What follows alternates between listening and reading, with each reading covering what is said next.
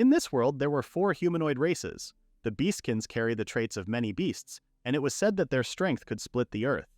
The celestials bear wings and the power to heal. The demons wield mana and command many kinds of magic. And lastly, humans were the weakest among the 4, yet the wisest of them all. And Eremia was the 3rd princess of the human realm, the kingdom of Telesia. With silver hair and crystal-bright eyes, she was hailed as the Jewel of Telesia. She traveled to the land ruled by the Beastkin, the kingdom of Cardias, to become its queen. Telesia and Cardias, for the prosperity of both nations, were going to marry. The story begins with Princess Eremia being greeted by 4 envoys. The maids were shocked that they sent only 4 envoys to welcome their princess. Eremia also found it strange, but thought there might be a reason behind it. More importantly, she couldn't let anyone grow anxious, so she stayed calm and told everyone to calm down. She thanked everyone for all they had done for her. The maids were upset that she was leaving. One of them cried her eyes out while saying that serving her had been the pride of her life. They wished that she would find happiness. Kurt Weil Greenberg, captain of the King's Royal Guard, greeted Eremia and said he was honored to serve her. She introduced herself and said she was looking forward to his guidance. On their way, Eremia couldn't help but ask the reason behind this very small number of escorts for a queen. Kurt said it was true that she was going to be the queen. However, since she wasn't his mate, there was no need for a grand procession. Eremia didn't expect this to be the reason. A mate was a fated partner that the beastkin sought for life. In human terms, it was like the red string of fate. From birth, their instincts longed for it carelessly. Yet, in a world of billions, to meet one's mate was rare indeed, and most beastkin live and die without ever finding theirs. Eremia told Kurt that Telesia was not to become a vassal of Cardias, and in this marriage their 2 royal houses stand as equals and he must watch his mouth. After what Kurt said to her, she started to wonder if the king had already found his mate. When they arrived, Eremia also noticed that there were so few guards even at the gates. The Chancellor of Cardias, Fontana Gauguin, introduced himself and greeted Eremia. She was surprised how young he was, but didn't show it to him. She told her name and said she was honored. Fontana then told her to return to the carriage and he would bring her to her chambers. Before that, Eremia wanted to greet the king, but he said the king was occupied with state affairs. Eremia didn't want to press further yet, but still she was surprised that he didn't greet his queen-to-be. Fontaine brought her to her chamber. She then called his name and tried not to be swayed by his bewitching smile. She asked if they passed the royal palace and the palace behind it. Fontaine confirmed her. She then asked what this place was, and he said it was once a detached palace. Eremia was furious because they were housing her, the queen-to-be, in a detached palace. She asked if the harem would be closed to her until the wedding. Fontaine replied that those were indeed her chambers because the harem was occupied by the king's mate.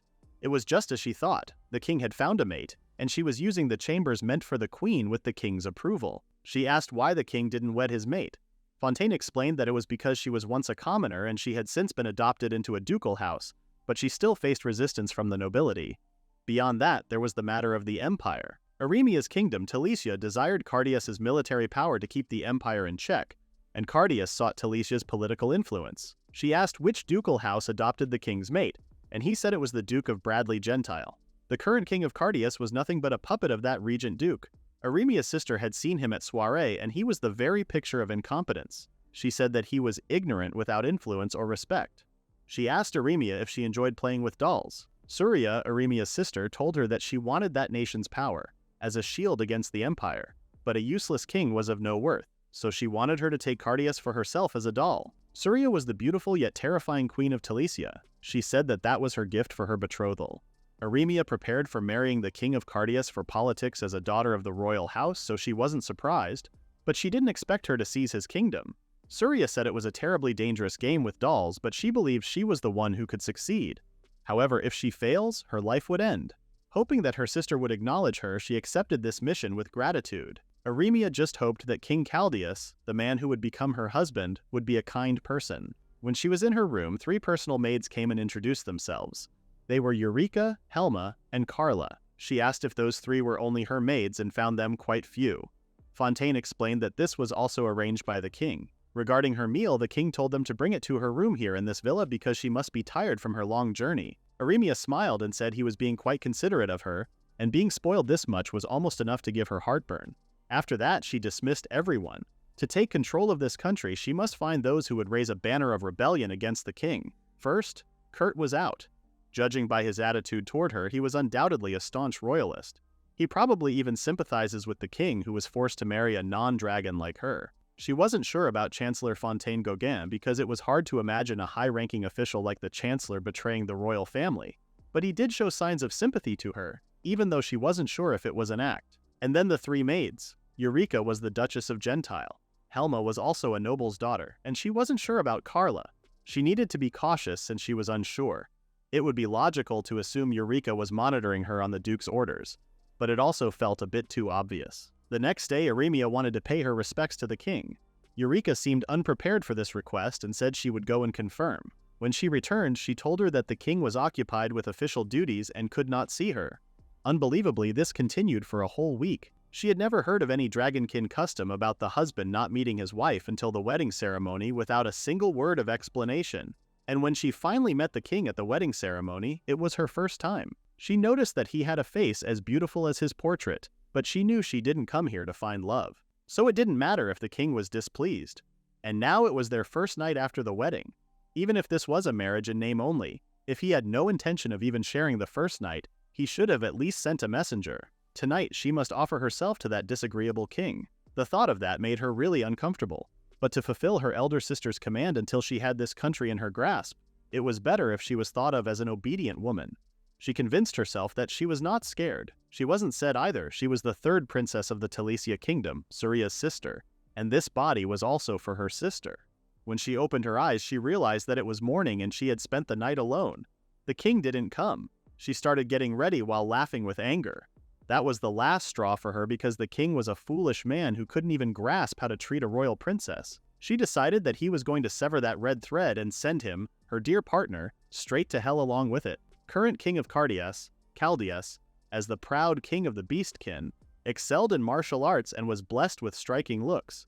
His personality was a bit hot-headed and reckless, but because he fulfilled the beastkin's long-cherished wish of meeting his mate, he earned deep support from the people. Helma saw Queen Eremia reading a book with a serious face and wondered what she was reading. It turned out it was one of those romance novels everyone had gossiped about, and she found that carefree about her. But Eremia was actually reading a report compiled from the royal tailors and jewelers' ledgers. Taxes in Chaldeus had been steadily rising lately. The primary cause appeared to be the mate's extravagant spending. Spending this much money on dresses and jewels was truly unforgivable. As the king's favored consort, she must already receive a generous allowance, but raising taxes just to indulge her was unbelievable. In Telesia, they were told to see everything with their own eyes, so she decided to wear a maid costume and check on that mate. She went to the harem and walked towards the mate's room. Ymir, Chaldeus's mate, was showing her new clothes to the king and asking if they looked good on her. Chaldeus kept complimenting her as she kept buying everything they brought to her. Fontaine reminded the king that he had abandoned his duties, and once again, he was shopping for his mate. He asked why she needed so many dresses and shoes. Ymir stated that it was because there were people who looked down on her just for being born a commoner, and at the very least, if she didn't keep herself looking proper, she claimed she would bring shame to the king. The king was totally blinded and comforted her that she was admirable, and for him, as long as she was with him, that was all he needed. Ymir then mentioned that he married the princess of Telesia the other day, but he explained that it was only because the nobles insisted and he had no choice. Ymir said it was fine, but a woman born a princess must already have countless dresses and jewels, and that must be why everyone called her beautiful. Eremia heard her, and she knew Ymir meant that the queen's beauty was only in her possessions and not in herself. Ymir said she never even got to hold a wedding ceremony. The king felt bad and said the princess of Telesia was beyond compare to the likes of her, and that she was a woman with neither beauty nor grace. Fontaine interrupted and told him that he wouldn't allow him to insult the queen. She came from a distant land to bless their kingdom's prosperity. He insisted that Queen Eremia was truly a beautiful woman and her heart was modest too. Even though she had been cast away to a remote palace, she never complained. Unlike certain people, she didn't beg for expensive jewels, and she simply spends her time reading. Ymir stated that it was because she already had everything from the start, without having to beg like her. She then asked what he thought about her dress and told him to raise the taxes again if it was about the money. Eremia couldn't believe she was suggesting raising taxes so carelessly. Fontaine asked if she even knew where taxes come from and explained that they were paid with the sweat and toil of their people. They didn't exist to fund her wastefulness.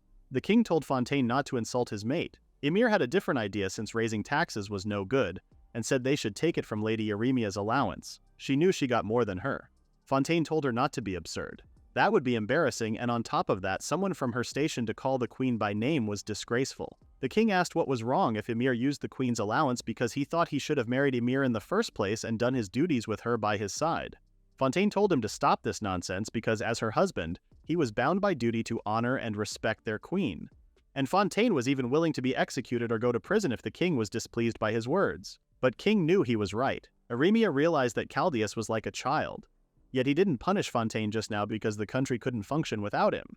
Still, to stand unyielding even before the king was really impressive, and Eremia figured that this man would be the key to bringing Chaldeus to heel. While the maids took back the things she couldn't buy, Ymir started crying while the king asked for forgiveness. Eremia thought there might be room for sympathy for her because she couldn't wed the one she loved because of her status. But as someone born as a commoner, she should have understood the people's suffering better. Neither she nor Chaldeus deserved a crown. After collecting enough information, Eremia went to spread what the king had been doing. The writer who will print the brochures found this information very juicy. He had heard rumors before about taxes climbing right after the mate was brought into the harem, but this was downright raw. Dresses and jewels were packed wall to wall in the hall, and the mate was drowning herself in them while the chancellor and the king were quarreling over the misuse of taxes. He wanted to spice this up a little and wrote that the king swaps between the mate and the queen every night. Eremia told him that this was a complete lie, but he said those things sell better. Eremia told him that the queen remained pure. Writing about the king not touching the princess he was gifted was also a tragedy in its own way, but without the spice the illustrations would be dull too. Eremia told him to stick to the truth and left. The pamphlets were plastered on back alley walls, slipped into shopping bags, passed around from hand to hand, and became a common truth. The townsfolk were angry over how the mate was buying dresses and jewels every single day with their taxes, while they couldn't even afford bread each day. And the king hasn't even shown the princess of Telesia that they were given as queen. They started to feel empathy for her and heard how she was locked away in a remote palace, and the king just spent all his time playing with the mate instead. And they were worried that if Telesia found out about this, it could mean war. Fontaine was nervous after all that. She felt bad for him, but this was fulfilling her sister's command. She needed one final push. As a finishing blow, she peeked into the mate's closet and found a whole room already filled with dresses and jewels. No way could come from her official allowance. Ymir had already dipped her hands into embezzlement, and there must be a secret ledger. She went to the Minister of Finance's private chambers as a maid and started listening to them. The Minister of Finance was worried and wanted to handle this himself. They were talking about killing a queen brought from another nation, and how it would mean war. Eremia was also looking for something in the room and found a false bottom inside a drawer. There was a notebook in there, and it said that small amounts were siphoned from each budget, but the total was massive. All of it was spent on tailors and jewelers. There was no doubt this was the proof of the mate's embezzlement. The handwriting belongs to the Minister of Finance, and the whole country was machinery twister to serve the king's mistress. If the master was corrupt, then the more loyal to his retainers, the more they suffer. She sympathized with Fontaine, but there was no way she would show mercy. He was going to have to choose between loyalty to his lord and sincerity to the people. Fontaine was in a dilemma. He too was of the dragon tribe. He understood the instinct to seek out one's mate. Many of the people rejoiced when they heard their king had found his mate. But looking at Chaldeus, he was besotted with his mate, indulging her waste, neglecting both his duties and the queen. He was never jealous about politics to begin with, but now it was worse. His own mother left them when she found her mate, abandoning his father and him all for her destiny. He questioned whether trapping others meant to have a mate and whether these things could be allowed. And if that was what it meant to be a mate, then he surely didn't want to meet his. Fontaine went to the king to inform him that the Minister of Finance had embezzled. They had already confirmed it, and he showed him the ledger. He asked if they should dismiss the current minister. This was the most they could do for now. If the king knew his mate was involved in the embezzlement, he wouldn't have been able to dismiss the minister. So instead, the minister was dismissed, and Ymir did nothing to stop it. In the next scene, Eremia was told to move to the next stage. The heart of Chaldeus was rotten through, and with just her, Eremia, and the spies Telesia sent, toppling this nation would already be possible. But Eremia wanted to offer this country to her sister in the most beautiful way possible. She said she would build an army that swore loyalty to Syria. Fontaine was capable, but precisely because of that, he was a true loyalist. It would still take time before she could draw him to her side. Before that, she needed as many soldiers as possible from within Chaldeus itself. They would become the driving force to remake this country. For a private army, she needed an audience with King Chaldeus first. However, whenever she requested to meet the king, they told her that he was busy with affairs of state. She knew he was meeting with his mate, but was surprised that he was doing this every single day. She couldn't wait any longer because she needed him to come out. She asked if the king had time for the concubine, but not for his queen. Helma was shocked and told her not to call her a concubine and said Lady Ymir was his mate and his one and only partner. Helma just said her name. For someone of lower status to call a superior by name without permission was unthinkable. She had heard beastfolk were possessive. They hate it when others call their mate's name. This meant that Helma wasn't just a piece of Gentile scheme. She was personally close to Ymir, and she might even be close to Kaldiar as well. She would be a fool not to use this against her, so she scolded her. She asked who she thought she was talking back to and said her master was her, the queen of this country. Helma didn't expect her to react like that. Eremia said if she disliked it so much, she would give her another name and call her a mistress. After calling her that word, the king was furious and he started running to Eremia's room. Fontaine tried to stop him because if he wanted to visit the queen, he should send word ahead, because otherwise it was an insult. But he didn't listen to him and told him to shut up. When he slammed open her door, Eremia calmly greeted him. Before the king could do or say something, Fontaine stood between them to protect Eremia. The king told him to move, but he said he couldn't obey. He told him that the one here was now his wife, but the king didn't accept that and said Ymir was his wife. Eremia told Fontaine that it was fine and assumed the kings must have business with her. The king saw her outfit and thought she was begging for dresses or jewels. Eremia said she didn't understand what he meant. He told her not to play dumb and said her dress was ridiculous, and said he hated people like her who demand things indirectly. Eremia stated that this was Telasia's traditional dress, and asked why she, a woman of Telesia, wearing this would be a begging. Shocked, the king told her that she was the queen of this country now, and told her to throw away anything from her homeland. Eremia was about to snap, because the king had been disrespecting her in so many ways, and didn't even apologize. She was sure he was an idiot and said learning each other's culture was necessary for building good relations. He told her to go back to her homeland if she missed it so much, like a child. Eremia kept calm and offered some tea as an apology. He responded that there was no way he would drink tea offered by her. He said that the king of a nation must always live with the fear of assassination and be prepared for it. She said that hadn't occurred to her because in their royal family, to guard against assassination, all heirs drink poison from childhood to build resistance. He was shocked and found this barbaric. Eremia thought Chaldeus was more sheltered compared to her. He lost his parents young, sat on the throne without a proper education, and survived only by being a puppet of the nobles. Even so, a king may not run from his duty. Eremia asked why he was here. Chaldeus said he heard she called Ymir a concubine. She confirmed that she did and explained that Helma scolded her, so she corrected herself to mistress. After that word, Chaldeus took out his sword and tried to kill her, but she dodged him, and he only cut her cheek. He told her not to insult his mate, but Eremia told him that it was the truth. The queen of this country was her, and a mate was a concubine, or at best a mistress. Chaldeus started telling her to shut up, and the way he talked sounded more childish than ever. He said that there was no way he could ever love her. She said that was fine because they married for the sake of their nations, and love wasn't needed here. That's why she said that he was obligated to guarantee her rights and safety. He asked what she was getting at, and she asked him to assign her guards. He said she should have brought them from Telesia if she wanted guards. Fontaine had explained to him many times that when the queen married into their country, she relinquished all property and rights in Telesia, and they requested that she come here. Thus it was their duty and obligation to provide her with maids and guards. The ones at fault against all propriety were them. The king had had enough of everything and told her to choose as many as she wanted and assign them herself. With that, Eremia got her trump card. Queen Erema Klusner of the Kingdom of Cardias could have the right to freely choose and appoint soldiers from within the palace staff as her personal guards. That night, when she went to sleep, men with robes came and checked if she was asleep. They were fine with anything because they had numbers on their side. One of them took out a knife and prepared to kill her. But before he could stab her in the heart, Eremia opened her eyes and kicked the man out of her. She grabbed a sword and slashed one of them. The other two didn't back off and continued to attack her. Eremia killed every single one of them to save her life.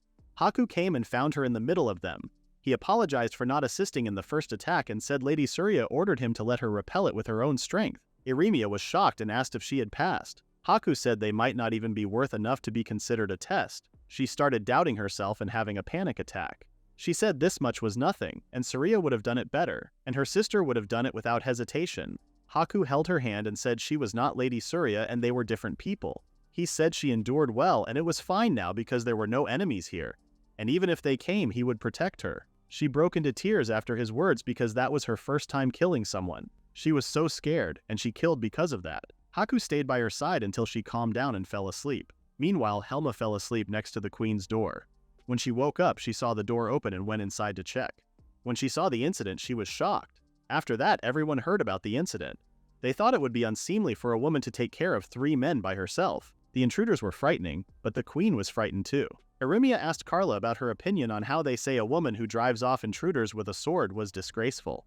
Carla said it was a foolish thing to say. Eremia agreed with her and said they might get along well. Suddenly, Eureka came to her room to inform her about urgent news. She told her not to raise her voice so carelessly in the palace and asked what the news was. She said that the king's mate had invited the queen to a tea party. For someone of a lower rank to invite someone higher to a meal first goes against palace etiquette, and it made her wonder if they didn't know the manners or if they were trying to show they were above her. She said she would accept the invitation and asked when it was. Eureka said it was right now.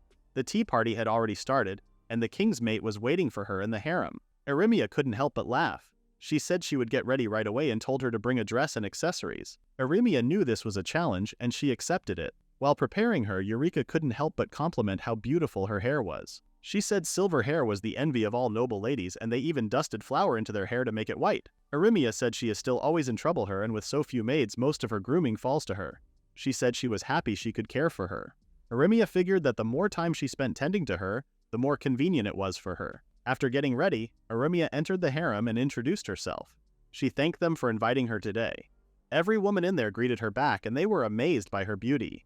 Ymir was grinding her teeth because of jealousy. Eremia smiled kindly and said she was glad she had the time, even though it was a sudden invitation. She asked where the host, Lady Ymir, was. Ymir started waving her arms wildly and said she was here. Even the way she was waving didn't have a shred of noble grace. Ymir called her by her name and said they were both wives now. She then told her that she mustn't call her name without permission. The other women giggled silently. This was Ymir's domain, and she had no allies here, but Eremia wasn't going to be cowed, so she said they were not the same. She said she was the queen of this kingdom, and even if the king doted on her, she was but a concubine, and she may call her name of her own will, but she could not do the same to her. Ymir claimed that dividing people by status was wrong, but she was the first one to tell her not to say her name, so she only taught her the proper manners of court. She said that one must not call those higher rank by name without permission, and one must not invite them to a meal before being invited oneself, and when they arrive she must curtsy, lifting her dress. She told her that she would damage even the king's dignity if she couldn't uphold court etiquette. The women in there could feel the pressure in the atmosphere. This was the pride of a true-born royal, and a mere upstart mate could never know. Ymir was furious and told her that all she had was flaunting authority and called her a pitiful woman. She said that she pitied her because she came without even a single retainer or maid, and that's why she begged the king to assign her one. She then said that was what nobles call their sacred duty. Ymir expected an outrageous reaction, but Eremia was calm as ever and said the reason she came without attendance was because that was the custom for marriage in this land, and she should at least study her own country's culture, and in just a tea party alone, she had stained the king's dignity 4 times. And for the king's and her honor, she decided to take her leave and walked away. Ymir told her they weren't done talking yet, but the woman stopped her. When she returned to her room, Haku came and enchanted the entire room so she could speak freely to him. Eremia was furious because even though she came to overthrow this kingdom, she couldn't believe how both Chaldeus and Ymir didn't understand anything about diplomacy. Cardius needed Talesia's politics, and Talesia needed Cardius's strength. This marriage was for mutual gain, and even the farming techniques to grow crops in this barren land were provided by Talesia. Though she gave up wealth and status to wed, she was still of Talesia's royal blood, and if anything were to happen to her, it could mean breaking the alliance, at worst, war. She could not fathom what they were thinking. Haku responded that a fool sometimes devours the wise. He saw Talesia's education was strict and advanced, but not everyone received the fine schooling she did. Fools chase short-sighted desires, lose sight of the bigger picture, and destroy themselves. What was truly terrifying was how their folly dragged countless innocents with them into hell. That's why he asked her to take great care. He said he wanted to get to the point about the companions around Ymir at today's tea party. He also noticed that she haven't arranged guards for herself. She said she wanted to choose them carefully. Haku was a bit worried, but she said she could protect herself. Haku responded that the next assassin would be stronger since they failed before. She said she knew, and they still didn't know who the mastermind was. They should have captured at least one alive for questioning. Haku gave her a charm to repel any physical attack just once. Eremia thanked him and said it was beautiful. Haku explained that he couldn't help her by order of Queen Surya, but now he could move at once. So he wanted her to always remember Haku was at her side. Meanwhile, at the harem, the Minister of Finance was begging Ymir to intercede with the king to withdraw the decision. Ymir asked why she should do such a thing. He found this very cruel because she had no idea how much convenience he had given her shopping until now. Ymir told him that he did that on his own, and seeing a grown man clinging to someone young enough to be his daughter made her sick. She wanted him to disappear and said she hated ugly things. The minister had had enough of her and took out his knife to kill her. Before he could do that, the king came and saved Ymir. The minister tried to explain, but Chaldeus said he didn't need a reason to raise his blade against his mate. He said he was going to sever his head here and now. Fontaine came and stopped him. He said he knew the crime of harming his mate could not be so easily forgiven, but reminded Chaldeus that he once bore this kingdom's finances. He asked him to grant him mercy this one last time. Ymir told Fontaine that he was too soft, and yet that gentleness was also his strength. Fontaine was embarrassed, so he couldn't make eye contact with her and accidentally made eye contact with Eremia, who was in disguise. He said he didn't recall ever seeing her as a maid before and asked Ymir if this person was truly her personal maid. She said she didn't bother remembering every servant's face, especially such a plain one. Haku had altered her hair and eye color with magic, and makeup made her look dull. And yet Fontaine noticed that she resembled a woman he once knew more and more. He asked if she had ever entered the minister's chambers, and she said no. He responded that only the minister's own attendants should have access to that key, let alone smuggle out his hidden ledger. Eremia duplicated the key with Haku's magic. Chaldeus mentioned that he was the one who found the minister's secret ledger, but he said it was placed in his chambers without him knowing. Thanks to that, he was able to expose his corruption, and he was grateful to that someone who helped him. The next day, the Minister of Finance's dismissal was announced, and he left the palace. A few days later, Ymir asked Eremia to prepare a dress for her. She asked the purpose, and Ymir scolded her instead of explaining it. A noblewoman's attire depended on the occasion. For the afternoon, an afternoon dress with sleeves below the elbows was modest for this time and place. But today, Ymir wore one that bears her shoulders, an evening gown for balls. She wondered what her purpose was and why no one spoke about it. Ymir told her that she was going to the city and buy new dresses and jewels. Merchants hardly come to the castle anymore. That was because rumors spread that her spending was draining the treasury. Since the merchants were slow and useless, she decided to go to the city herself, so she told her to hurry and prepare. Eremia went to pick out a dress, but every one of them was dripping with jewels and lace, so extravagant that they weren't suited for strolling the city. Ymir asked how long she was going to keep her waiting and told another maid to pick her something. Eremia couldn't believe she meant to parade into the city where citizens groan under heavy taxes with such a dress. The other maids complimented how beautiful she looked and fed her ego. No one dared admonish Ymir, and if she flaunts such splendor in front of suffering citizens, riots could break out. Everyone was too busy flattering Ymir, and not a single one truly acted for her sake. They only seek favor for their own gain. She recalled how Haku said not everyone received a high-quality education, and that explained a lot. The tutors of Telesia were strict, but thanks to them she survived that assassin's attack, and even here in this palace, without allies, she could keep her pride. Ymir had nothing but her fated mate, and she cannot stand on her own at all. That was the real pity woman there. Eremia went to Fontaine's attendant and gave him something. If Ymir parades into the city in that ridiculous dress, the people's trust in the royal family would crumble. It may serve her advantage, but she still wanted nothing to happen. With 3 maids and 3 guards, they entered the city. The people who saw her were pretty shocked. Since Ymir kept walking without holding up her dress hem, Eremia couldn't stay alert to their surroundings. They started to notice how her dress was covered in jewels, and just one could buy them so many loaves of bread. Ymir found this castle town gloomy and boring and even expected them to scatter flowers in welcome. She had no idea her wasteful spending threatened the people's lives. Suddenly, she noticed someone walking with a hat that looked more expensive than hers. The guards tried to stop her because the back alley had shady shops and it was dangerous. Ymir didn't listen to them and even fired them all just to chase a person who was wearing a hat. When she entered that alley, the Minister of Finance was there with a knife in his hand. Ymir pushed a maid to protect herself, and the maid was badly injured. The minister swung the knife again, but Eremia dodged him and took out the knife she was hiding. The minister was shocked that a maid had a secret weapon. Alicia told them to treat her wound, but they did nothing. The girl was screaming and crying her eyes out because with a wound like this, she could never marry, and her father would tell her never to come home. This reminded her that the maids and attendants of royals were nobles too. She told her to breathe in and out slowly, but the girl didn't calm down at all. She told her to stop crying, and if she screams, the wound would worsen. She told her to clench her teeth and endure it, and she would live.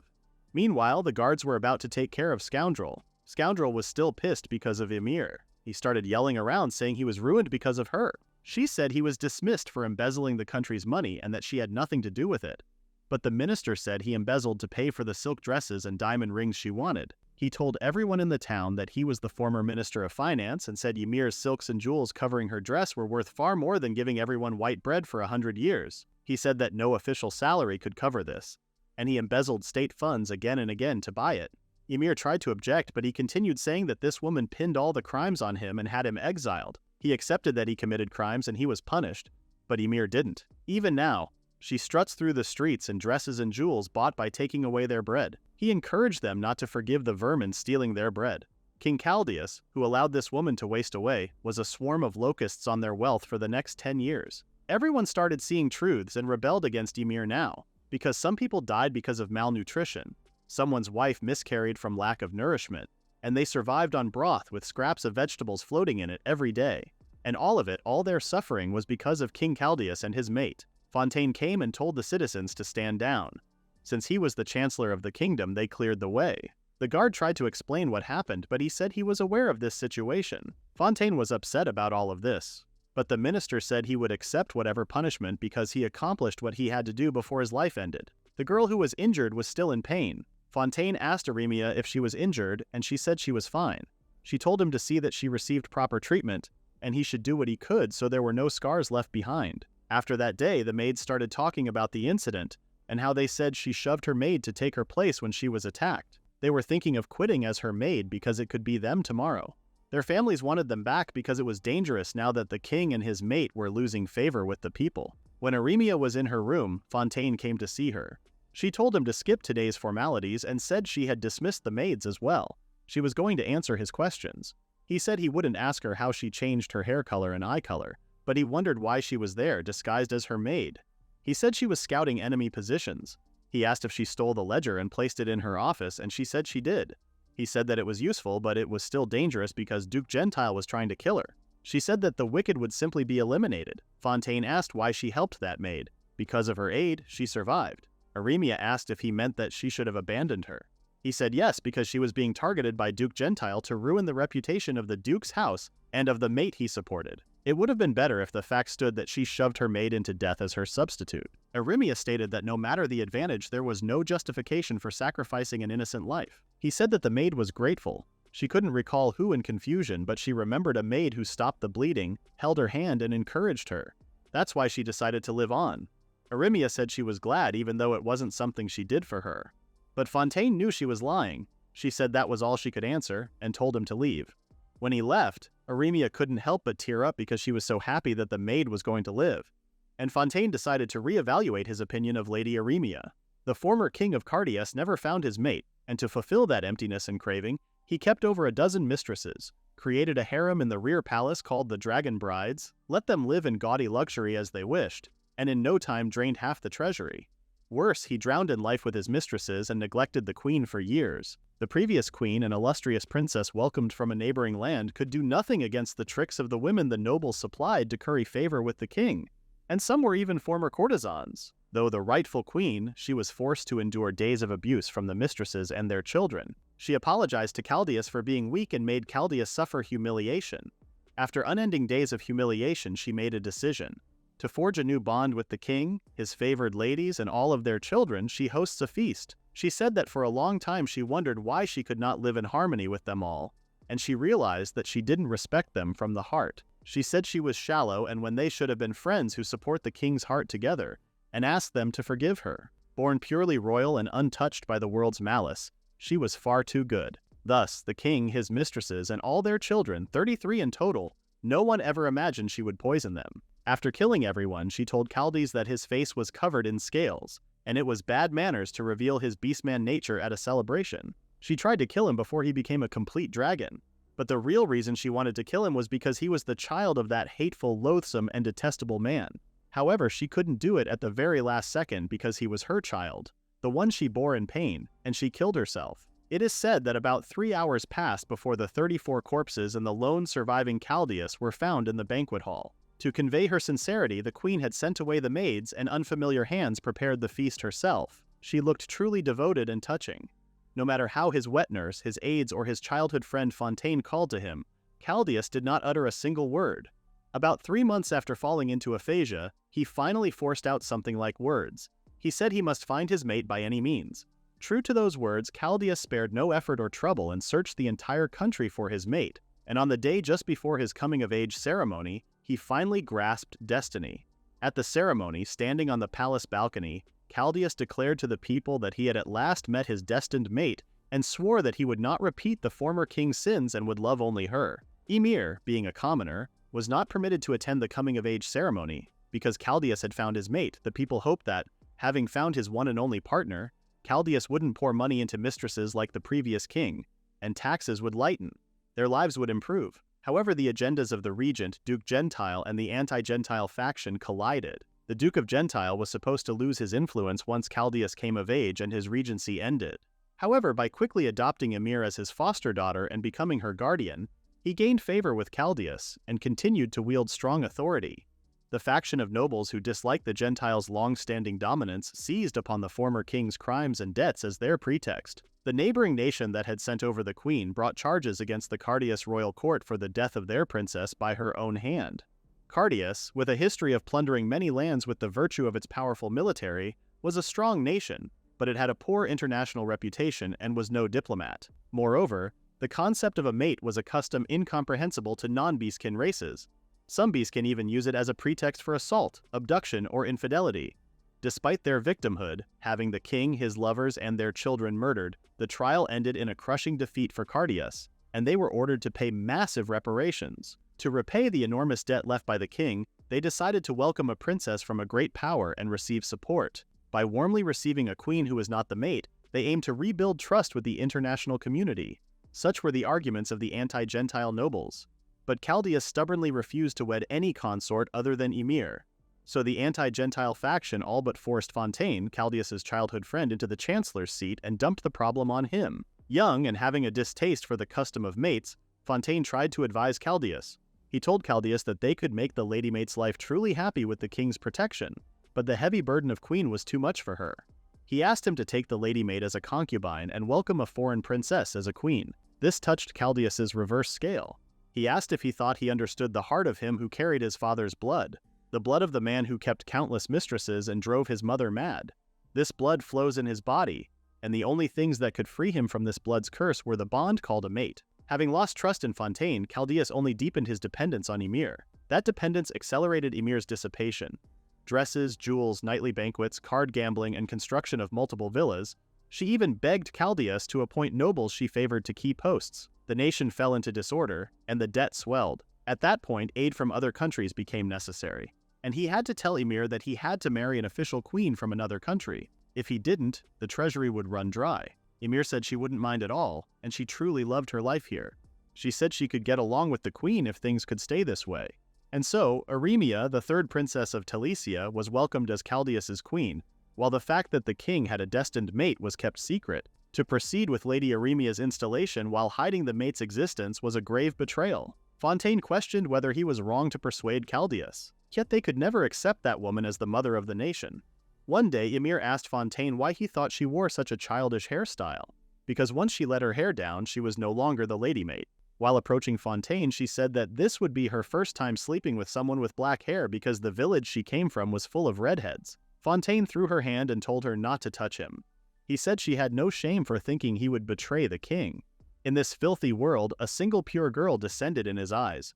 Her eyes were like a clear lake, silver hair shining like fresh snow, a figure worthy of being called a gem. Her beautiful, fragile appearance made his chest ache to think of her harsh circumstances. Even when he told about the mate, she bore herself with strength, but he saw that wounded profile. Neglected by the king, she lost herself wandering in the palace allotted to her. Fontaine couldn't understand why the nobles failed to foresee that she might follow the former queen's tragedy. It was self-satisfaction, but he blocked, as much as he could, the slanders the lady mate tried to spread about her. He fancied himself protecting a delicate princess. That notion was overturned when he witnessed her acting while disguised as a maid. Even then, he only thought she was a stronger-willed, more mischievous princess than he expected and realized that was his condescension and pride. When she reached out to someone far beneath her station, knelt on hard cobblestones and tore her own clothes to give without hesitation, it was a scene like a sublime painting. Surya, who after ascending the throne carried out fierce purges and shone with charisma like the sun. Freya, versed in agronomy and pharmacology, who wiped out many crop diseases and was called the goddess of plenty.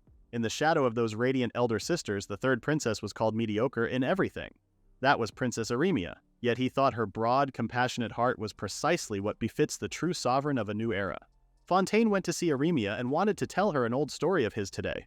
Fontaine told her the hidden history of their kingdom, and Eremia was shaken. Eremia felt so bad for calling the maid a concubine in front of someone with such a past. Fontaine told her that no matter what King Chaldeus endured, the king's treatment of her could not be forgiven, and her anger was rightful. He knelt in front of her and asked for forgiveness on behalf of the king. Eremia accepted his apology. Fontaine then said he saw in her the hope to guide Chaldeus into a better nation. If the king accepts her and feels her nobility, his heart might change. For that, he wanted to protect her and wanted her to allow him to choose her guards. He said he would pick only those truly worthy of trust. Eremia agreed to this plan but wanted the appointment to be in her name. If his name was used, it would cause friction, and they must not rouse needless suspicion in the king. At night, Eremia was still thinking about what Fontaine told her. The incident with the former king was over 10 years ago. Chaldeus had spent vast sums to keep it from reaching other nations. It was no surprise that the king didn't know, but she couldn't believe the majesty of Telesia sent her here without knowing. Surya, her older sister, must have intended for her to discover this truth on her own and see what decision she would make. She thought about what a mate truly was. Whether it existed or not, it disrupts hearts and nations. Farmers tied to the land rarely meet there. The ones with a chance were merchants who traveled for trade and nobles with leisure to journey. But if they find a mate after marriage, it causes chaos in succession and inheritance. Beastkin make up 80% of Chaldeus' people. If she were to seize and rule this kingdom, she must learn more about mates. Eremia called Helma for the first time since the incident. She was quite surprised and thanked her from the bottom of her heart. But Eremia could see that her face seemed displeased. Eremia asked what she thought of the existence of mates. She said it was wonderful. In her view, one need only look at the king and Lady Ymir. She asked if she wished to find a mate herself, and she said yes, though she knew how difficult it was and the king truly strove hard for that. So even without good governance, simply for finding a mate, Chaldeus was a king worth supporting in the eyes of Beastkin. And if you're a noble, untaxed on their wealth, that goes double. However, in Carla's view, it was foolish. Eremia confessed that she was very cool-headed. She wanted to know why she called it foolish. She said it was because it had no will. She had heard that even beastmen who had already chosen a partner and built a family would abandon it all the moment they found their true mate, to easily destroy their ties with family and others just for their own desires. That was not something a rational person would do. Eremia asked if she wasn't a beastkin herself, and she didn't answer. She then decided that she had asked so much and told her to forget it. But Eremia knew she had that presence about her. On the other hand, Eureka said it was something wonderful. Eremia wondered if that was how people would answer in there. And yet there was something hesitant in it. He asked if she was the Duke Gentile's mate, and she said she wasn't. She asked what she would do if the Duke found his mate and declared he would take her as his true wife. She said she might feel relieved. After that night, Haku came and told her to leave the rest to them. If she goes around asking openly, it could become a scandal. The nobles of this court thrive on gossip, and it terrified her. Already after the assassin incident, some call her the cold-blooded queen. Haku wanted to crush every one of their throats. She told him to restrain himself. To know the beastkin and to know mates, she decided that she must know this country. She recalled what Fontaine told her the other day. The next day, she received a letter. The letter was from Bradley Gentile. In the next scene, Bradley Gentile was in Eremia's room greeting her. She said he was jest and a regent was meant for when the heir to the throne was underage or when the king was bedridden. King Chaldeus was of age and in good health, so there should no longer be any regent in this kingdom. She asked if he was mocking her or if he meant to declare, even to the queen, wife of the king, that true power still lay with him. She said that no duke would be so shameless. Gentile didn't expect her to be this clever and straightforward. He thought her a meek little girl when he heard she was driven to a distant palace and said to spend her days reading. But she was a cunning fox. Gentile apologized for his rudeness and mentioned that she had met his foster daughter, Ymir. Eremia smiled and said she was such a charming young lady. He said that she was his pride and joy. Though a commoner, she had received the king's deepest affection, and as her foster father, he took great pride in that. Eremia knew he meant to mock her, that though she was queen, she did not have his majesty's affection. Eremia mentioned that Ymir was so kind, and she even gifted her 3 maids, saying it was the duty of the noble-born. The duty of the noble-born meant that those with rank and wealth must bestow charity on those below. Surely in the noble ranks of duke, marquis, count, viscount, and baron, the duke stands highest, and above even that were the king and queen. She asked if it could be the duke's foster daughter didn't know this. She said she was innocent, naive, and charming, but clearly in need of more education. Duke Gentile was grinding his teeth because of this shameful moment. He said that he was most grateful that his daughter had received her wise correction, and that they were going to treasure it dearly. He wanted her to continue to favor them with her guidance. She said she would keep that in mind. Gentile wished to use Ymir's favor with the king as a cudgel to pressure her. but instead it was his daughter who smeared mud on his face. The next day, Fontaine brought the first guard for Eremia. His name was Chevalier. He said he was still young, but his swordsmanship was unmatched and he was a man of deep loyalty. His skill rivals even that of the Knights Commander, and there was no one more fitting to protect the queen. Eremia thanked Fontaine and said she would like to speak with him alone for a while. Fontaine left them alone. Chevalier asked what she wished to speak with him, and she only said the name Norn. She knew that was his foster sister's name. Shocked, Chevalier asked how she knew this. She said this was going to be a painful story for him, and she had his background investigated beforehand. Norn was the child his mother found in the mountains, and she was a demon. In this land, some nobles abduct demons to use their powers, keeping them as slaves. Even beastkin, once prized for their looks, were enslaved in weakness, even though Cardias abolished slavery long ago. In Eremia's homeland, slavery and human trafficking were also forbidden. Chevalier said that was how it should be, and that no one should ever buy and sell another human being. Eremia continued, saying that his mother hid Norn's true race and raised her as her own so she might grow safely. But when Norn came of age and her powers grew, the secret leaked.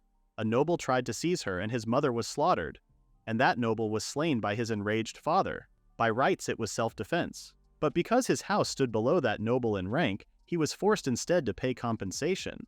The Count of Hoyerldy covered the debt, but demanded Norn in repayment. Chevalier confirmed what she said and said that Norn thought herself to blame for her mother's death and went without resistance. As a child, Chevalier felt powerless to stop it. He said he was a weak man, and if the queen judged him unfit to guard her, he would be okay. But Eremia stated that she was going to take Norn back herself. Shocked, Chevalier asked the reason. She said that she wanted him to swear his life to serve her in exchange, and reminded him that she would not forgive betrayal. By status and record, Chevalier was not a man fit to guard the queen. And yet Count Hoyerldy was a Gentile ally. Looking at the facts, the tragedy that befell Chevalier's family must have been Hoyerldy's doing. A man with such a grudge would never side with Gentile, and amid nobles fell in greed.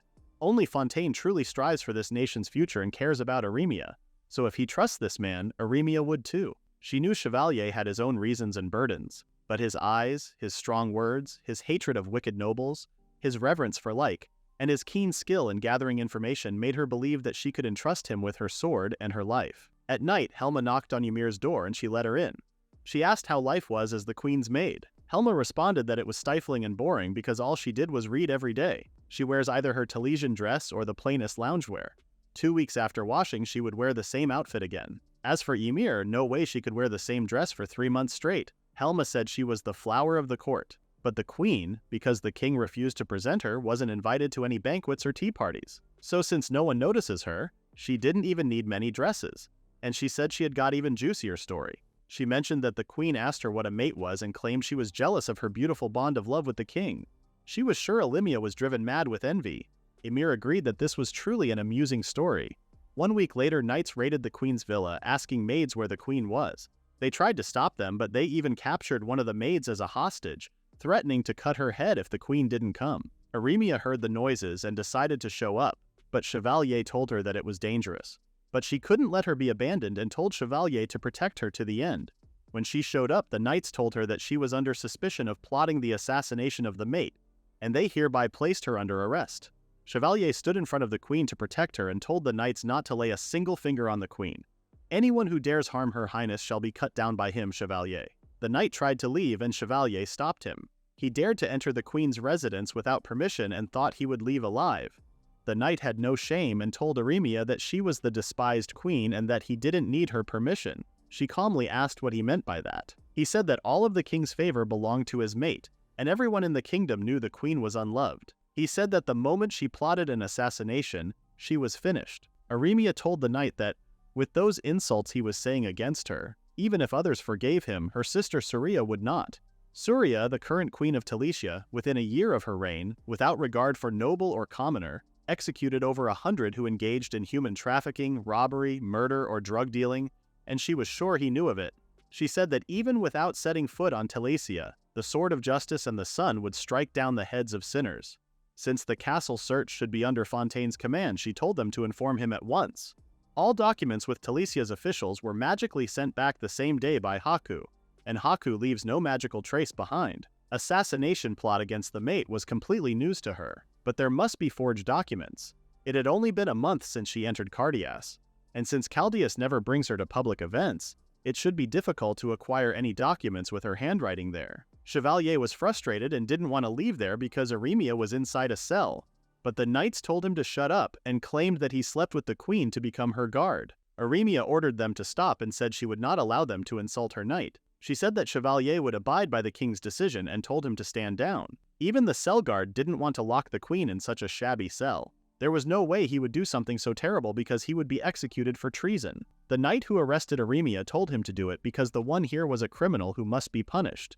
But the man didn't believe it. He said that he had never seen someone this beautiful in his life, and there was no way she would think of something as horrible as assassination. The knight mentioned that she had been harassing the king's mate, but he said that was a lie, and there were rumors that the mate bullied the queen instead. The knight took out his sword to kill the man, but Eremia stopped him, saying she wouldn't allow blood to be spilled before her. She went inside the cell and thanked the man for believing her. She said that she was innocent, but if he disobeyed the king's command, he would lose his life, so he should lock the cell. She even promised to testify to protect him if he were ever accused of treason. Trusting the words of the queen, the man locked her up. She gave him a bracelet saying it would protect him from one physical attack. With his status, he might be cut down by soldiers before ever reaching the courtroom. Eremia asked Haku if he minded, but he said that was only insurance, and she could use it however she wanted. The man kissed the bracelet and couldn't help but cry over how kind she was. He gave her a blanket and straw because she must be cold. He said he would make sure the fire didn't go out. Meanwhile, Fontaine had already seen the truth. He was holding the Ymir Gentile assassination plan report, and it was so obvious that it was a sloppy forgery. First, the handwriting on the queen's signature didn't match, and no one would sign an assassination plan to begin with. Second, she was from Telesia, so there was no way she would use the Cardias language in such a secret document. However, with all that evidence, the king decided that she would be executed. Fontaine told him that he had just proven beyond doubt that the document was forged. Merely being suspected of plotting Ymir's assassination was a crime in itself, and he could not judge someone for such a reason.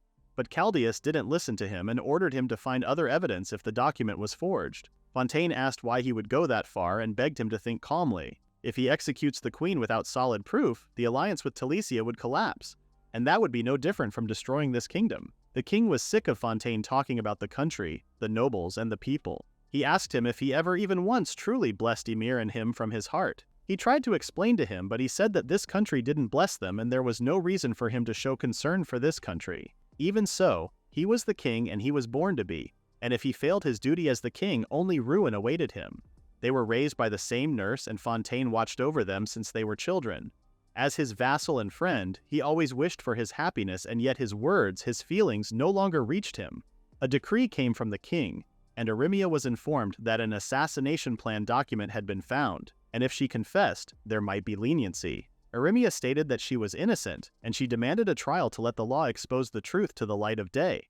The news of the trial spread through the city, and everyone was wondering who would win. In the next scene, the writer's mother was in panic because her son called Ymir a mistress. He comfortably responded to his mother that the mistress was mistress, and even if she was just a duke's daughter who rose from commoner blood. Besides, maid is an old-fashioned word these days.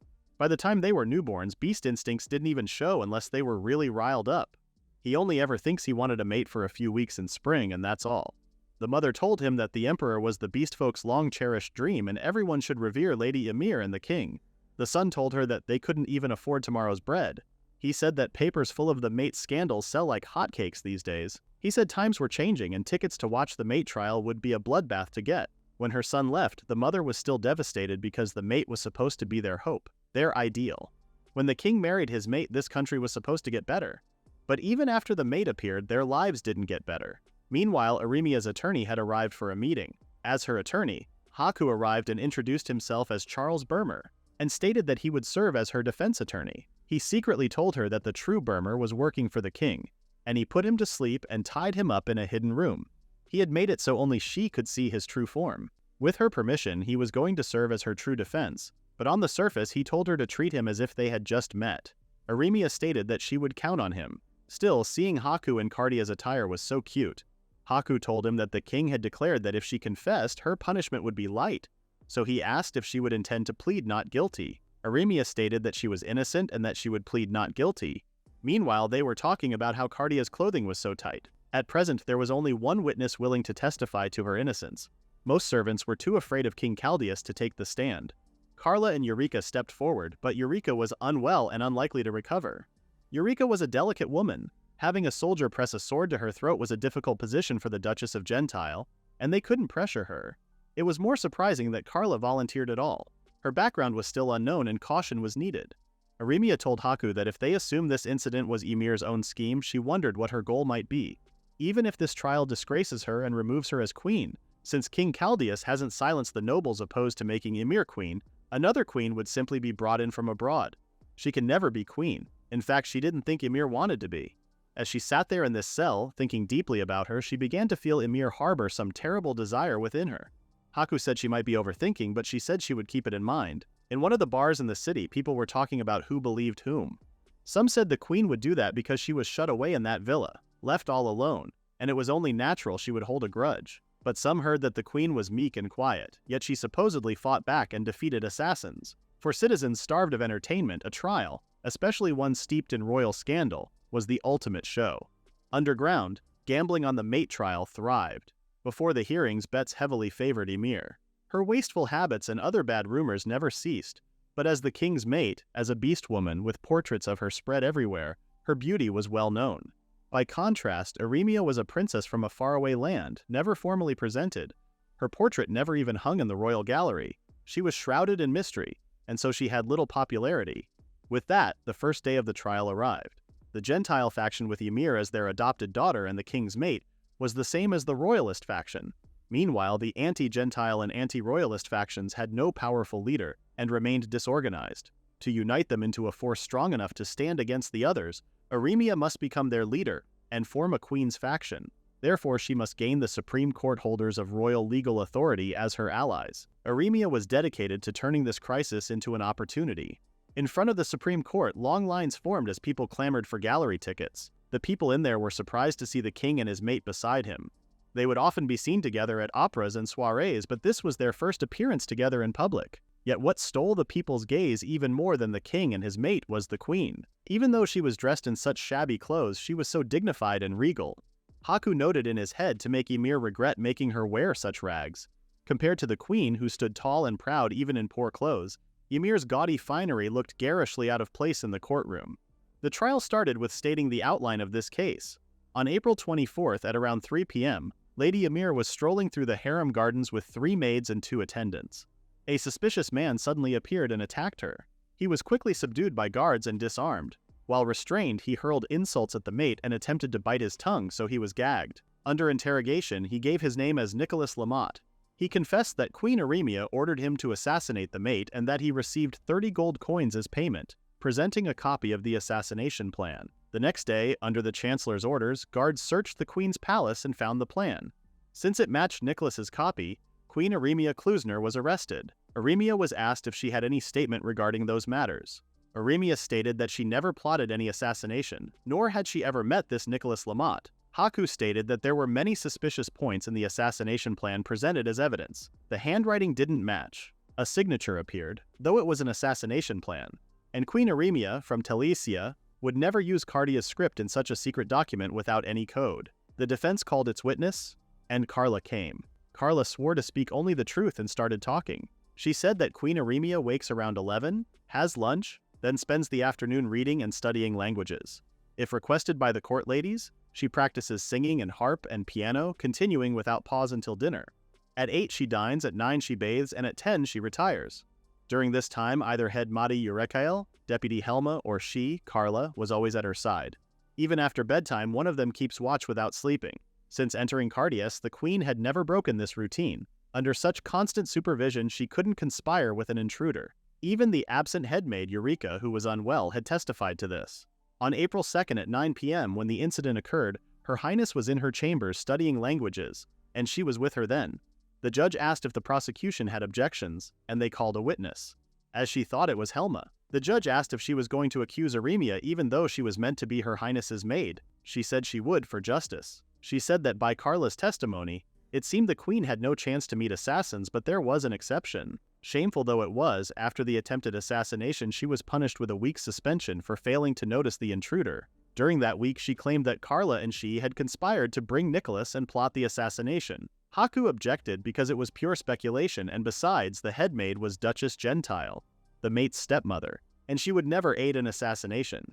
After that, the prosecution summoned a second witness, and it was the man who didn't want to put Eremia in the cell.